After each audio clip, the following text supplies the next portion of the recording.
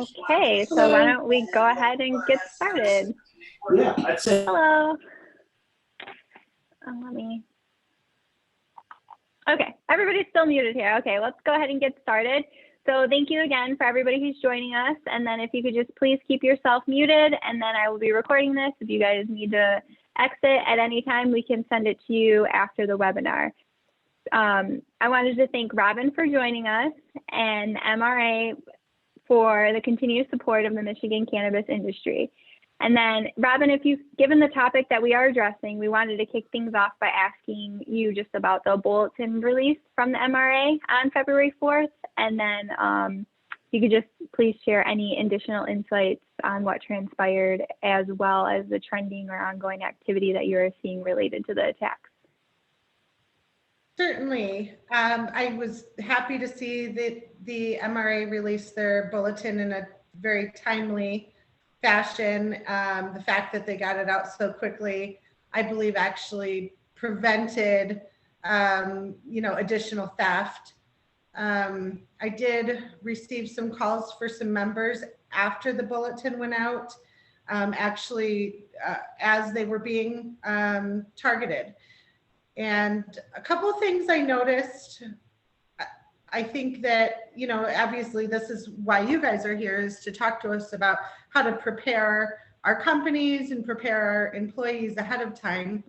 But the people that were doing the engineering attack, they were definitely asking for all of the same things. And there were some things in common that I noticed that were alarming to me. As I was working with different members, and they were sending me the screenshots of what was happening. And the biggest concern I had, they were asking for pictures of fire extinguishers and security systems and, metric tags. And that was alarming. But what was even more alarming was they knew all of the employees' names. They knew their positions, they knew family members' names. So they certainly had a lot of inside information about the businesses. We also noticed that a lot of the text messages were coming from 269 area code in Southwest Michigan area. And so most of the attacks that our members reported to me were all in the Southwest region of the state. Some of them happened kind of late on a Friday night, kind of thing. And when people are really busy, trying to run the stores, and now it's, this is so-and-so, and I need this information and that information. And luckily, the state had gotten that bulletin out, and some of the employees recognized, what was happening, but they had already sent, screenshots of things before they figured out what was going on in most of the cases. A couple of things I noticed, that when our members were trying to report this to law enforcement, there was a resistance to file any kind of reports if nothing had been stolen yet. And so in those cases, I was able to say, print off the bulletin from the MRA, hand it to law enforcement, and explain to them that this is a, statewide attack, and that we really need those reports to be filed. And so the fact that the MRA gave us something in writing actually empowered our members to insist that law enforcement, make note or take a record of what was happening. And we're certainly hopeful.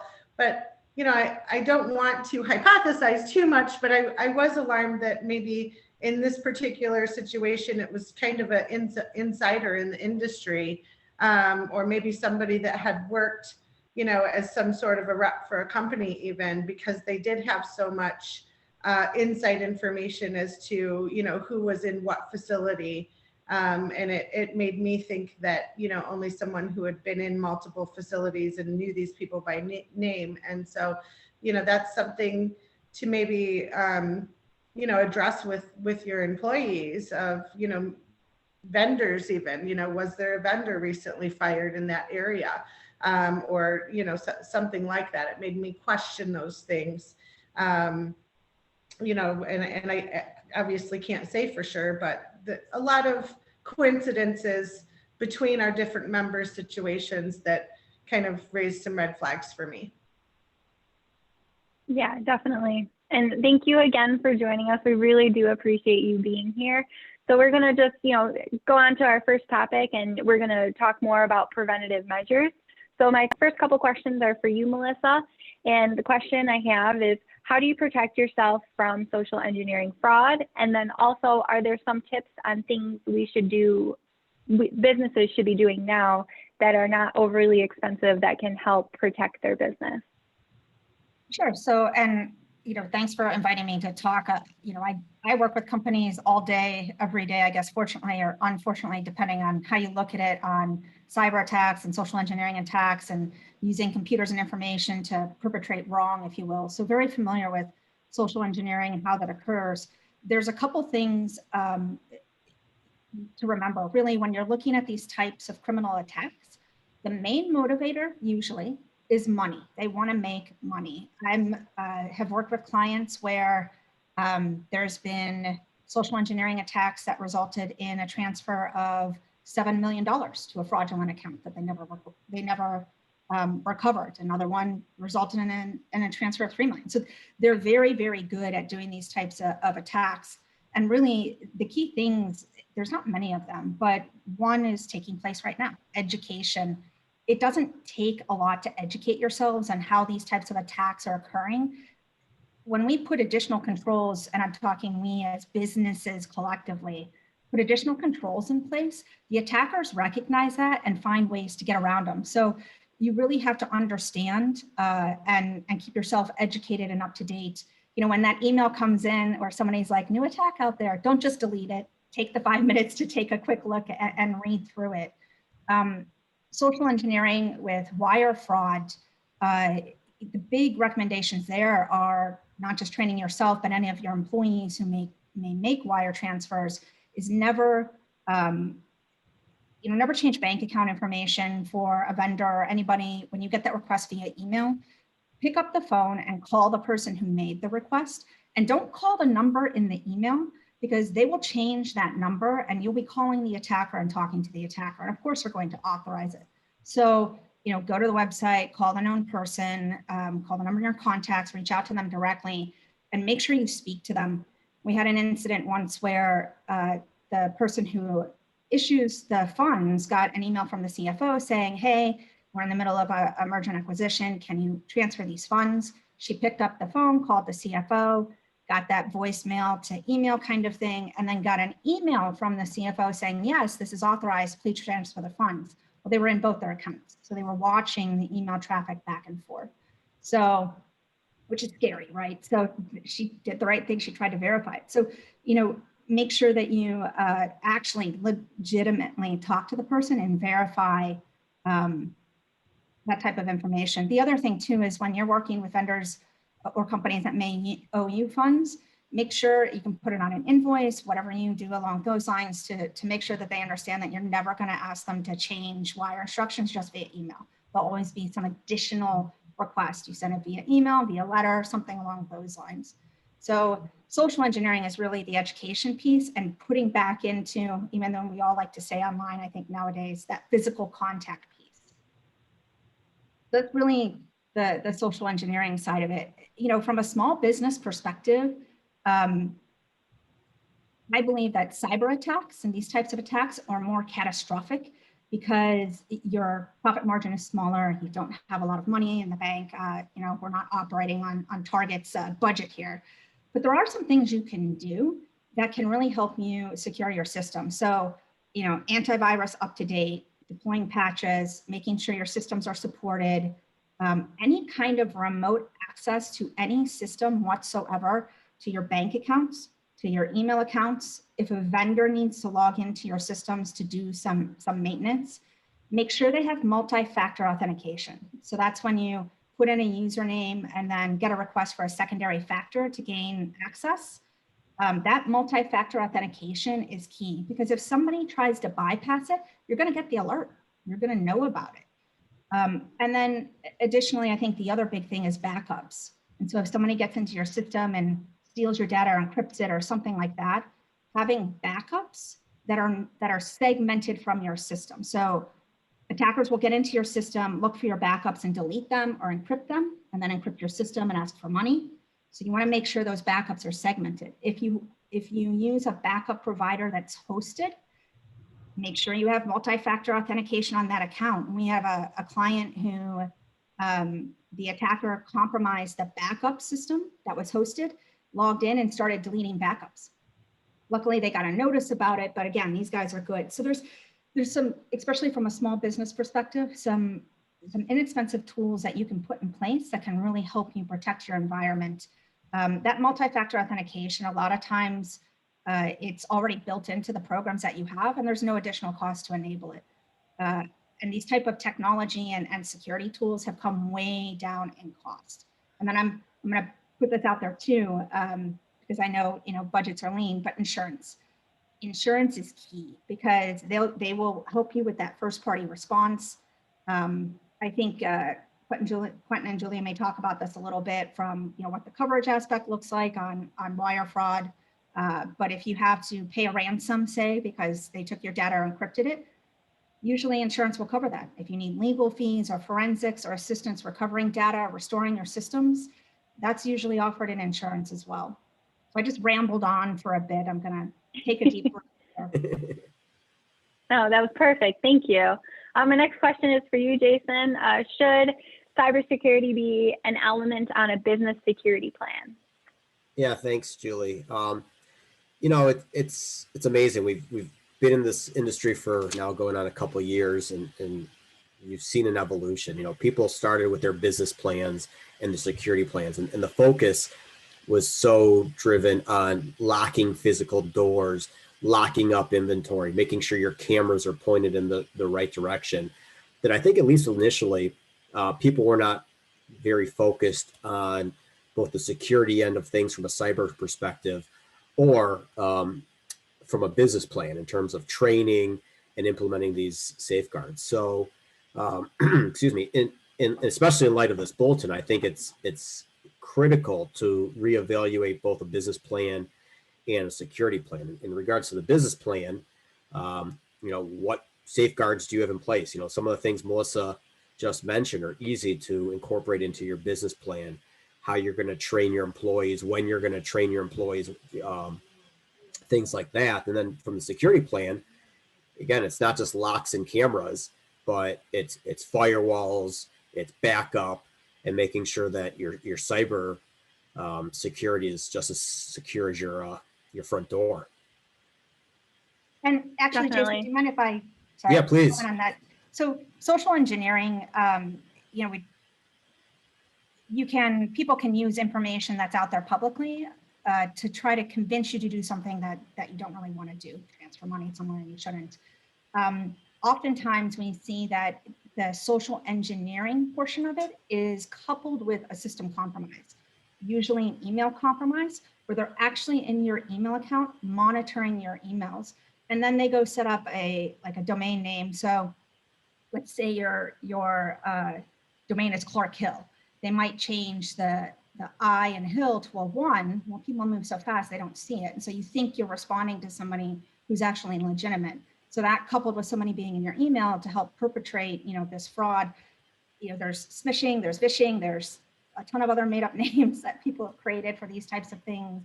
But the social engineering side of it, in addition to kind of that attempt to get you to do something you don't want to, oftentimes we do see that there's that additional system compromise. And so I think that's why what Jason is saying about, really putting together that cybersecurity plan that meets your needs as whatever size corporation you are is important.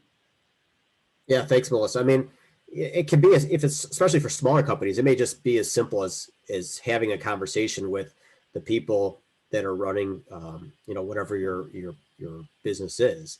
As you get bigger, the training probably evolves. I'm sure there's certain things and there's certain people like Melissa who educate and say, hey, these are the things you need to be look out. But it may just be as simple as if you aren't sure, don't do it. If you have concerns, let us know. And then that plan obviously evolves, but the training is obviously one end of it. The actual infrastructure and the backup, somebody takes down your server, what are you going to do? Right. And obviously the difference between medicinal use and adult use can have different implications, especially when we're talking about personal information of people, healthcare information.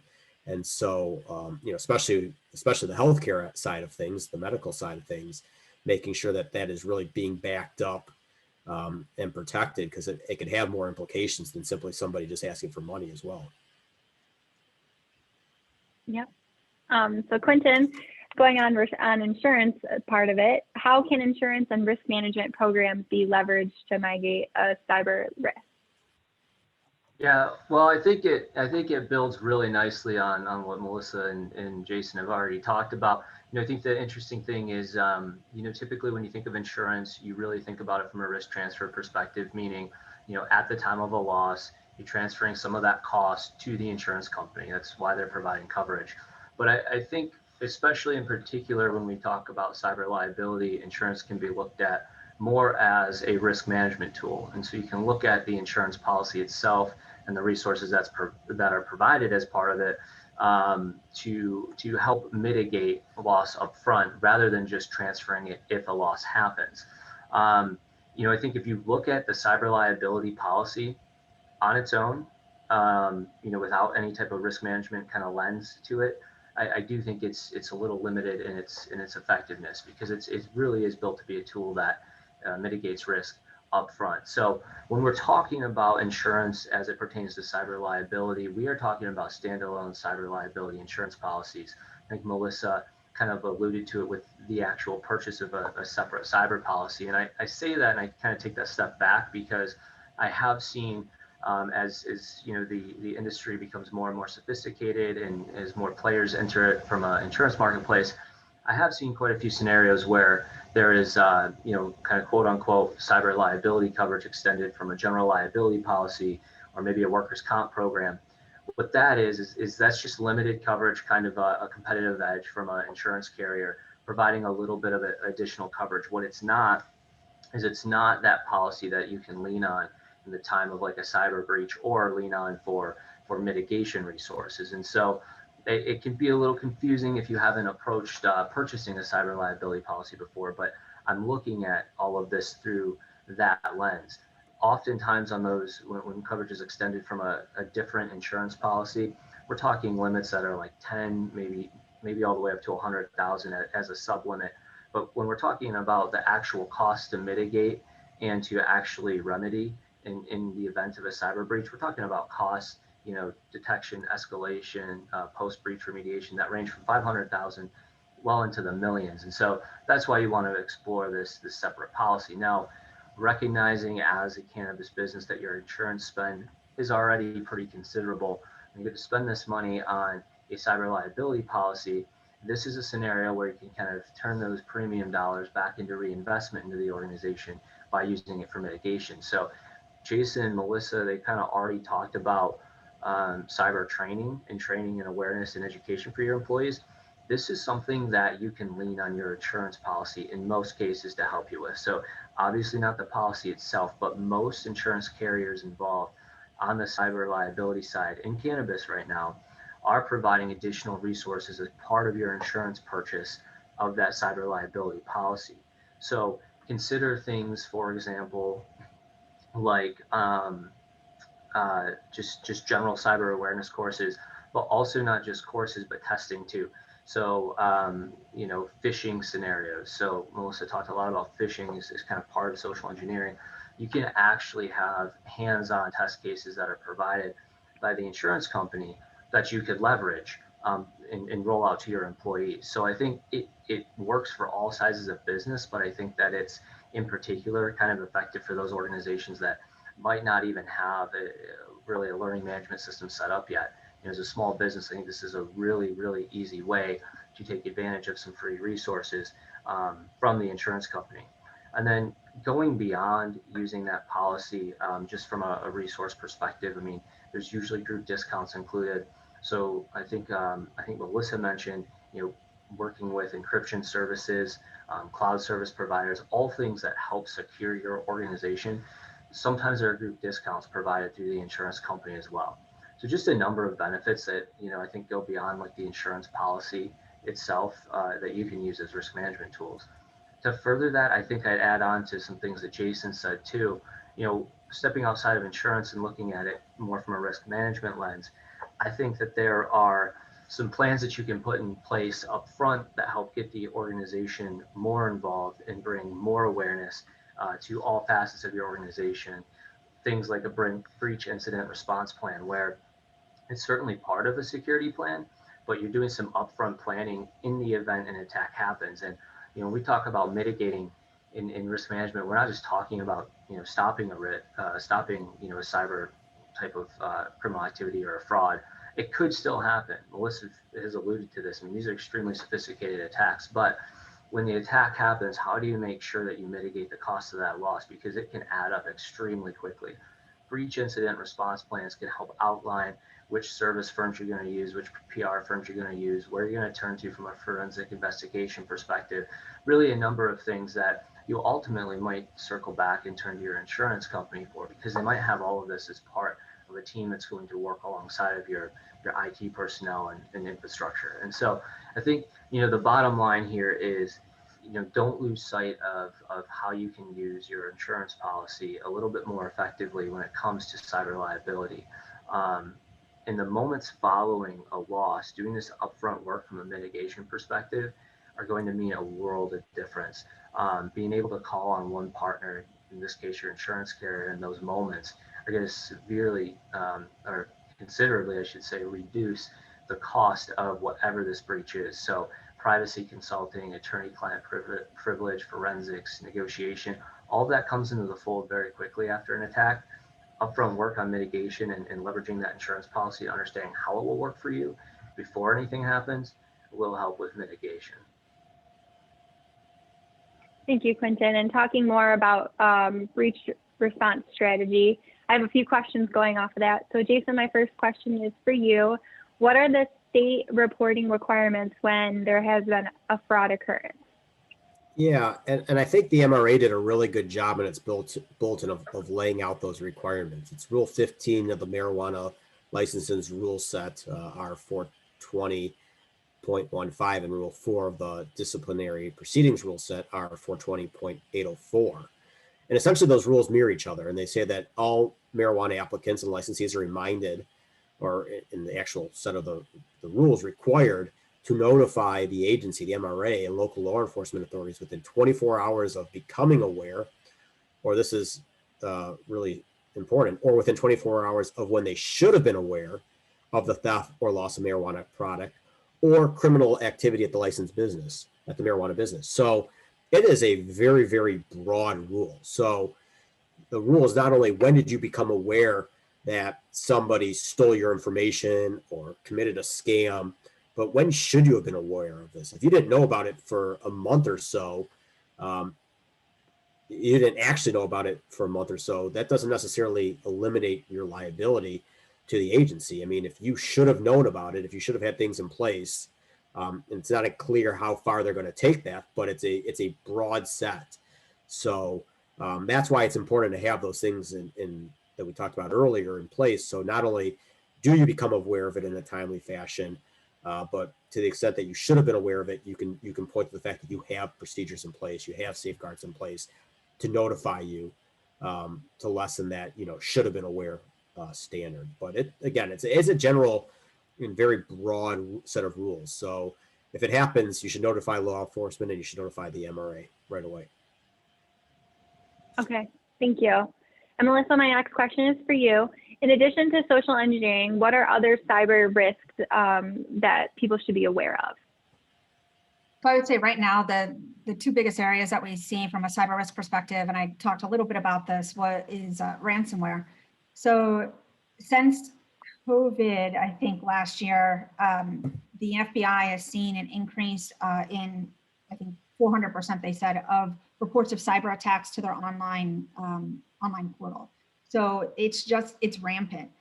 When COVID first happened, there was some chatter on the dark web, which is this lovely thing that the Navy originally set up, the Tor network, where it's kind of like a, you really can't track people on there or their activity on them. Thank you, Navy. And in the dark web online chat forums, they were actually saying, hey, don't attack hospitals right now because apparently, criminals can get sick too. Well, they eventually stopped that and came back and said, no, you can go ahead and attack clinics and hospitals. And that's why you've seen, I think, an uptick in ransomware attacks against the healthcare industry. Ransomware it's huge. It continues to increase. It's catastrophic. It's extremely hard to recover from. In addition, so ransomware is a malware, so they'll get into your system. It's not really clicking on a phishing email anymore that executes the ransomware. They actually get into your system, sniff around a little bit, figure out how they can do the most damage, and then deploy the malware throughout your environment. And it encrypts your documents in place, so you can't access them. And there's not a way to get them unencrypted unless you pay for a decryption key or you have the backups, which is why I mentioned the backups were key. Well, more and more companies started to get smart, put appropriate backups in place. And so now the criminals get in, take data, and then encrypt your network. And so even if you have the backups and don't need the decryption key, they'll threaten to release the data online or further sell it unless you pay a ransom.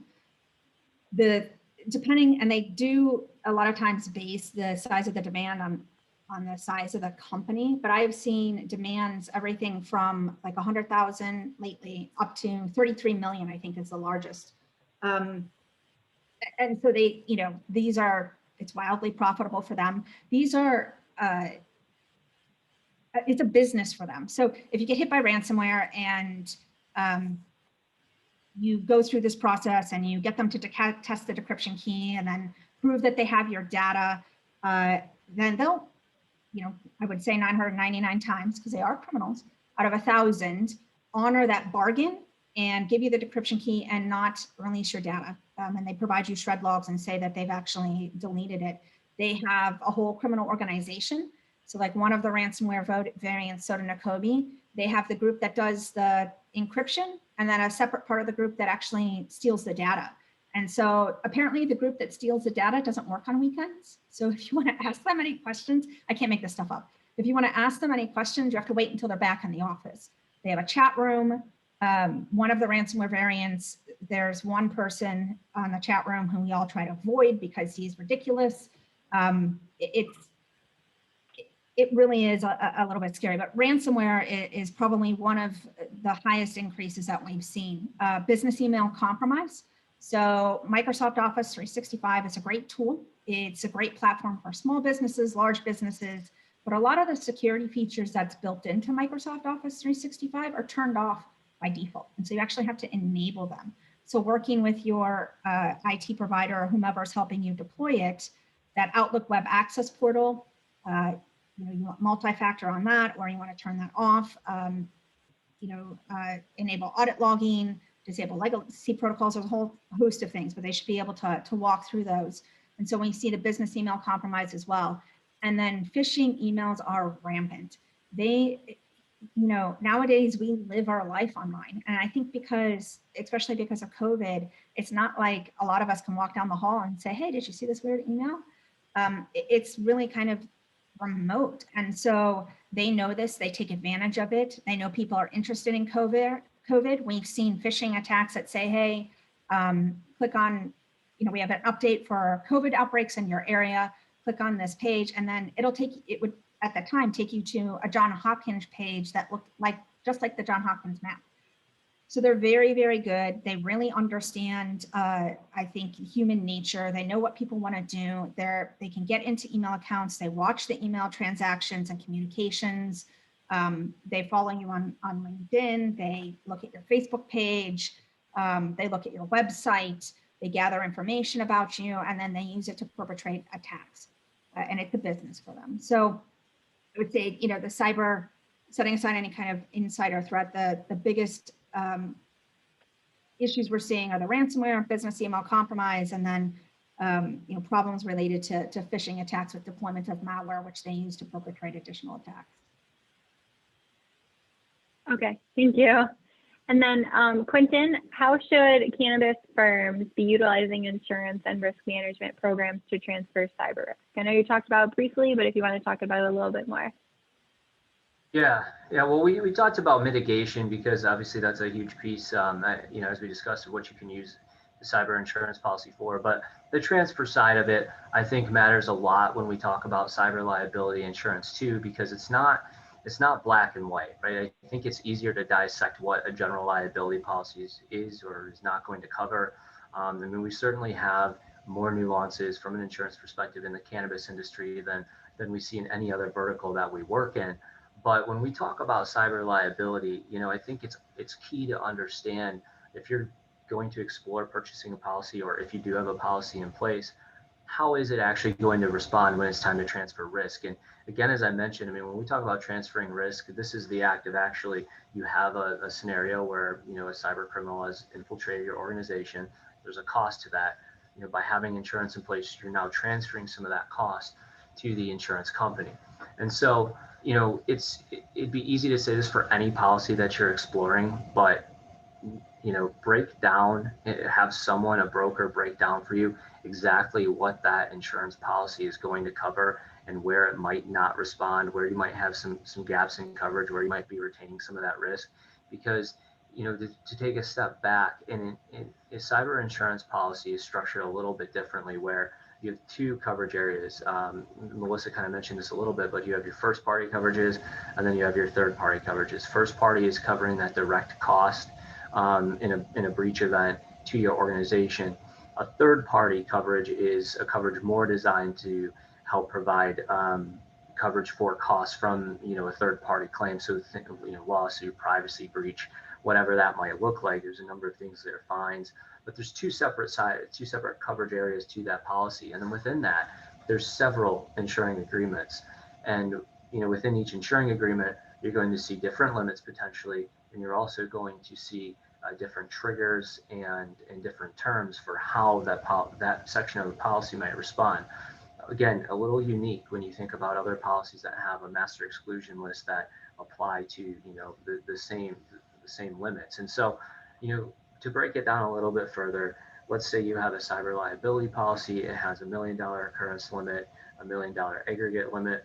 We won't dive too deep into what that means, but typically you probably hear that referred to as, you have a cyber liability policy with $1 million limits. As you dig in, though, you will absolutely find, no matter which insurance company you're utilizing, you will find that different coverage parts have sublimits. And so phishing fraud, for example, which we've talked about quite a bit, might be sublimited maybe to $100,000 limits. Doesn't mean you don't have coverage, but it also doesn't mean that you have $1 million in coverage with respect to that type of loss.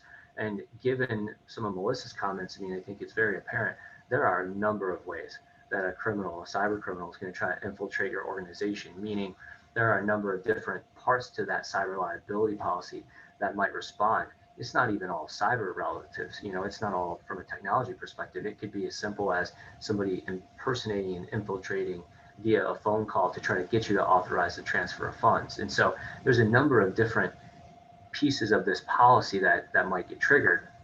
And that's where we move past sublimits to focus on how do different exclusions and different insuring agreements affect how that coverage is actually provided to your organization. A good example ties directly into kind of why we're here and why we wanted to, pull together a discussion on the topic. It's social engineering. One thing that we're finding on cyber liability policies, on a number of them, at least those being provided to the cannabis industry, on the social engineering insuring agreement, there's an exclusion that would apply that contains what we would call authentication wording. Essentially, what we mean when we say authentication wording is it's containing a provision that requires your organization or somebody within your organization involved in this cyber criminal attack to try to authenticate with the attacker before allowing the attack to happen. Obviously, you won't know the attack is going on, but there needs to be kind of a level of check and balance. So I think Melissa kind of mentioned it a little bit. these attacks are so sophisticated, it'll be to the point where they know other employees' names. They might already be in a couple of different systems. And so, long story short, what we see is on these policies, in a social engineering scenario, if your employee doesn't try to authenticate and check and balance that attacker, once the loss occurs, there won't be coverage. It'll be excluded. It's not like that on every cyber liability policy, but I can tell you that on the majority of what I've come across, there is that exclusion. And it's easy to overlook. I'd say I've seen it overlooked, but being that at least in Michigan's market, social engineering seems to be maybe where cyber criminals are trying to infiltrate. I think it's an incredibly important and kind of a timely example to pay attention to. As a CFO involved in the procurement, in the insurance procurement process, or even if you're a smaller business and maybe you're the owner directly involved, if you have a CIO or CTO, or if you sub out kind of the IT infrastructure piece of your business to another organization, have them on the call when you're reviewing a cyber liability policy, whether you're purchasing it or renewing it. Have some experts jump on the call with you and ask some of those questions while you're on the phone with the broker to dig into where might there be some coverages or some gaps that you can plug in, either with different coverages, or you're just aware and can bring that awareness to your employees. I'll kind of pitch this back to Jason and Melissa. I'd be curious to know, but from my perspective, what I think is, we've already seen some social engineering kind of activity on the west side of the state, like Robin mentioned. I think we're probably over the course of this year and next year, we're going to continue to see a shift in federal positioning, which will bring a number of different things, I think, from a financial perspective, a number of different solutions to the cannabis industry. But with that, I think there's this kind of financial and regulatory volatility that'll exist. And I think that the social engineering attacks that we've kind of seen already are just an initial rumbling. I don't want to use it as like fear mongering, but I do think that we'll continue to see some exploitation as the industry kind of goes through this next phase of growth with regulation from the federal level. I know Melissa and Jason and I have talked about it, but once cyber criminals think they might have a potential target, and maybe that target right now for them could be the cannabis industry, they will continue to exploit that until it no longer makes sense. And I think the volatility of the cannabis industry right now from a regulatory and financial perspective kind of opens it up to that. I think there's a lot of development still to be had, and I think cyber criminals are probably starting to turn a little bit of focus onto that. I don't know, Jason, Melissa, I'd be curious to know what you think about that as well. Yeah. Go ahead, Melissa. Cyber criminals are aware of the vulnerable industries, if you will, and take advantage of it. So, there was, like I said originally, there was that dark web chatter about not attacking hospitals at the beginning of COVID. And then that went away, and there's been an uptick in targeting hospitals and clinics because they know that right now, healthcare obviously has 100% focus, laser focus, no matter who you talk to. So they recognize that that's a very vulnerable industry. They know what industries are new. They know how to target them. They know that there aren't controls in place. They know that while some things might be highly regulated, obviously, other portions of that industry may not be, and they take advantage of it. And they're very good at taking advantage of it. If these people would just put their outstanding minds to non-criminal activities, who knows what they could actually accomplish, unfortunately. Yeah, and I think the cannabis industry, unfortunately, is a prime target. It's an emerging industry. It's a growing industry. It's an industry that at least has a perception of having money to some degree. It's a industry that still has a perception of maybe not having all the necessary safeguards. So, I certainly think that it's a prime target, not only in Michigan, but across the country. In fact, I was looking up in preparation for today some other instances, and it seems, at least based on some of the reports I was reading, that this is an issue across the country. So I expect it to stay that way.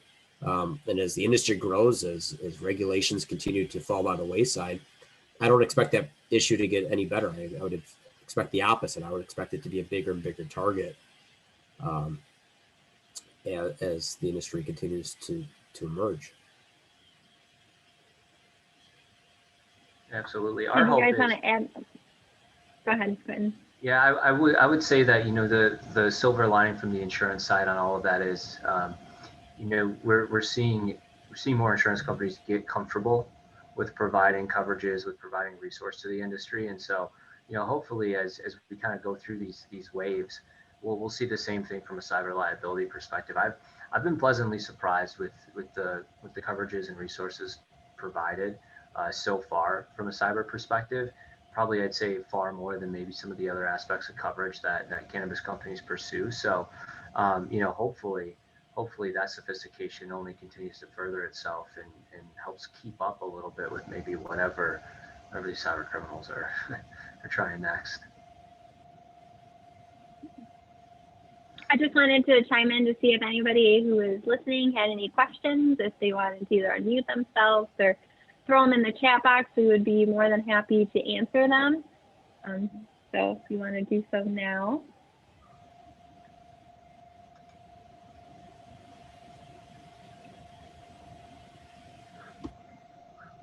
I have a question. So Yes, Robin. did you guys notice any other areas of the state other than the Southwest that was targeted in this way? Yeah, Go ahead, Quinn.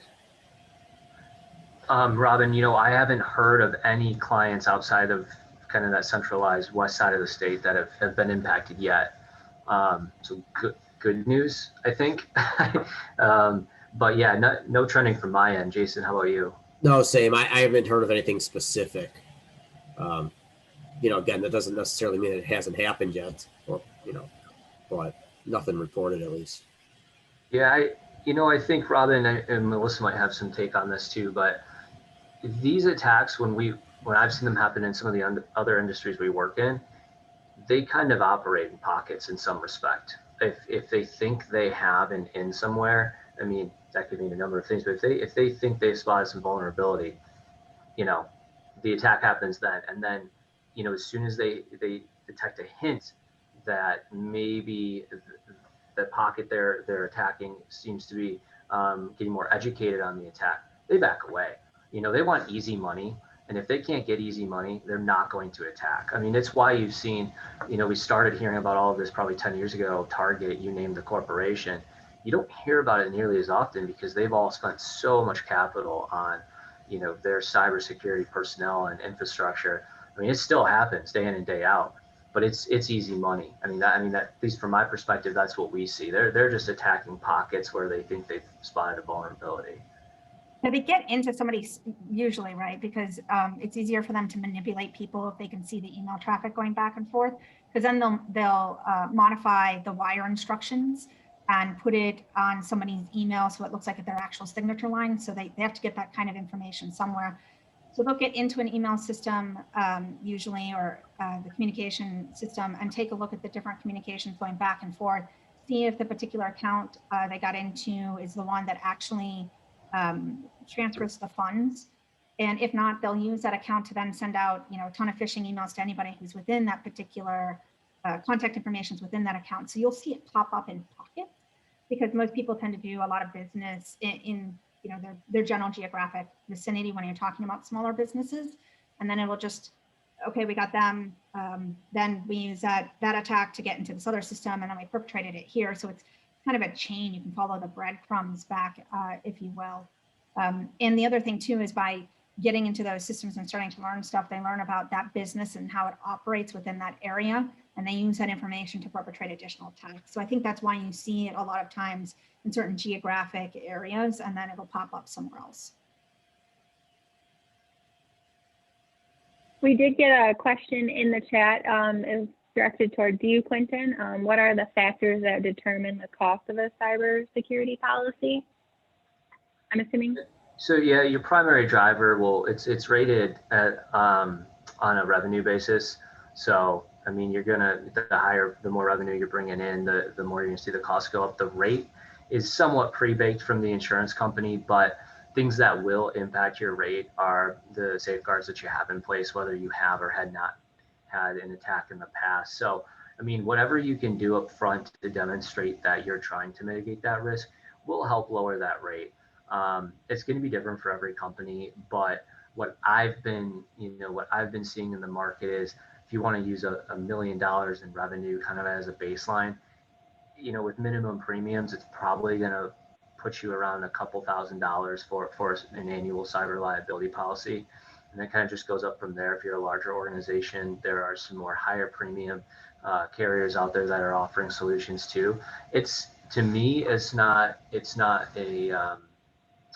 an overly expensive coverage, based on what you're getting for it, but recognizing that any cost for many businesses is significant.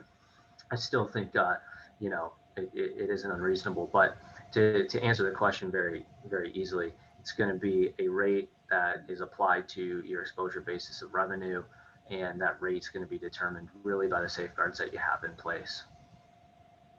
Okay, thank you. And there's actually another question for you as well. Does cybersecurity insurance require extra protection measures? And then do you have any IT companies to refer that specialize in additional security? We work with a couple of IT companies, and we could send that over. I don't know if Jason, Melissa, and you, Robin, you have some people that you could also send out there. But if you wanted to just message us after this, we can just let you know whether we use or who we can refer to you.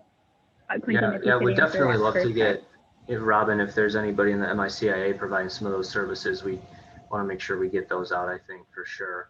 And Chris, I think I kind of alluded to this, but yeah, I mean, you won't not be able to obtain coverage by not having extra protective measures in place, but I think that you'll find your policy is more affordable when you're also spending a little bit of money on, using an IT company to provide some additional security. It's almost like you have to use both, I think, to get the full benefit. Because if you're not, you will see higher costs, but it's not something that would completely negate you finding coverage in the marketplace.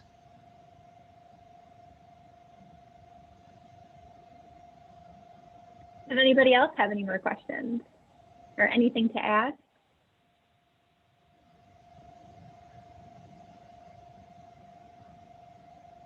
I'm going to go with no. So Krista, if you could just reach out to us, and then Robin may be able to have somebody who's in the MICIA that can help you with that. And then other than that, I hope everybody has a wonderful day. Thank you everyone for joining us. Thank you, Jason, Melissa, and Robin. Robin, looks like you might have something you wanted to add. I just want to thank Quentin. We had some members that had some gap insurance issues, and Quentin helped them work through those. And I just want to say how much I appreciated that, and having you, answer what was happening and walk them through how not to get into that situation again. Thanks, Robin. Well, we appreciate the MICIA, we really do, and helping us with Clark Hill kind of put this on and have these conversations. I think it's super important. So appreciate the MICIA support. Perfect. Okay. Well, I hope that everybody has a good day. Thank you. All right. Thanks, everyone. Bye. Bye.